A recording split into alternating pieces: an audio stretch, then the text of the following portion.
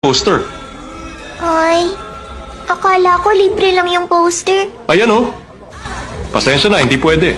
Pambihira naman, 2 oras pumila yung bata eh. Hindi niyo ba siya pwede bigyan kahit isa? Ang dami-dami niyo naman dyan. Papatayin po kami ng fans pag ganun. Maliit na bata lang naman ito nangihingi eh. Hindi niyo ba siya pwede bigyan kahit isa? Hindi naman fair yun.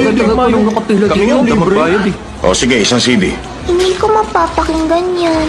O sige, tig-isang CD at kaset. Okay. Magkano yan? $18 po, sir. Mabuti po kayong ama. Sinamahan niyo pa talagang pumila ang anak niyo. Talagang mahal na mahal niyo siya. Excuse me lang ha. Sige po. Ito, $20.